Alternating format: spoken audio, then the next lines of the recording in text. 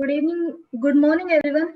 My talk is on association of hemifacial spasm and blepharospasm with facial nerve. I have no financial disclosures. The objective of my study is to study the association of hemifacial spasm and blepharospasm with proximal and distal vascular compression of facial nerve.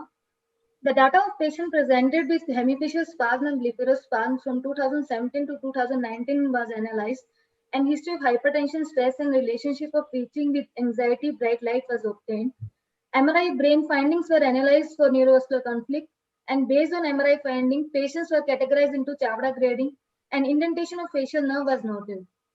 ICA loop is graded by Chavda into the following grades. The grade 1 is when the ICA loop borders the internal auditory canal. Grade 2 is when the loop insinuates itself in the canal but occupies 50% or less of the canal. And grade 3 is when the loop occupies more than 50% of the canal. Inclusion criteria were patient with hemifacial spasm and blepharospasm who underwent MRI brain. And exclusion criteria were patient with facial tics, dystonia, hemimasticatory spasm, tardive dyskinesia, other form of facial and oromandibular dystonic movements. And we found that the mean age of the patients was 49 years, and out of 15 patients, 2 had blepharospasm and 13 had hemifacial spasm. 9 of them had proximal compression of facial nerve, 5 had distal, and 1 had combined compression of facial nerve. 9% of the patient had combined compression of facial nerve, and 33% of the patient had distal, and 60% had proximal compression of the facial nerve. 8 of the patients have facial nerve indentation, and 7 had no facial nerve indentation. And there was no relationship of severity of symptoms noted by patient with indentation of facial nerve. And among the proximal compression of facial nerve, 90% had grade 1 Chavda ICA loop. MRI showing Chavda grade 1. The red arrow is showing the 7th nerve, and the blue arrow is showing the 8th nerve, and yellow is showing the ICA. This is Chavda grade 2. Red is showing the 7th, 8th is showing, blue is showing the 8th, yellow is showing the ICA, and gray is showing the internal aortic canal. This is distal neurovascular conflict. Red is showing the 7th and 8th nerve complex, and blue is showing the vertebral artery present, causing the indentation of the nerve. And we found that blepharospasm, there was only proximal compression in cases of blepharospasm, whereas all the 3 compressions were present in cases of hemifacial spasm. The prevalence of hemifacial spasm is 9.8 per 1 lakh person.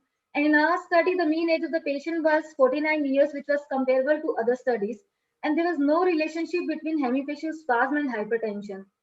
33% of patients had distal compression of facial nerve, which was comparatively higher than the previous studies. Pathophysiology of vascular compression syndrome is not yet confirmed.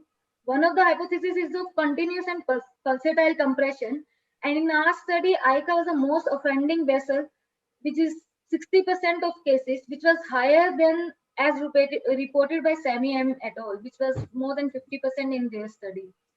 Other hypotheses are impaired blood flow by the neurovascular compression may result in reduced vascular perfusion, the nuclear hypothesis, the peripheral hypothesis, sympathetic hypothesis, and the emphatic theory, which refers to the development of true short-circuit electric activity, which is the passage of neural impulse through artificial chemical or chemical synthesis.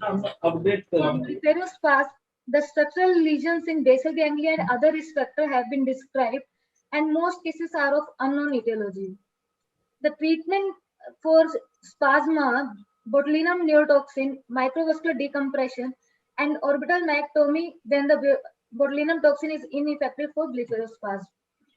To conclude, proximal, distal, double, and venous compression of 7th and 8th nerve complex can be the cause of hemifacial spasm. There was no association between hemifacial spasm and hypertension, and presence of neurovascular conflict of facial nerve in blepharospasm, for which further electrophysiological studies will be useful to examine and clarify this association.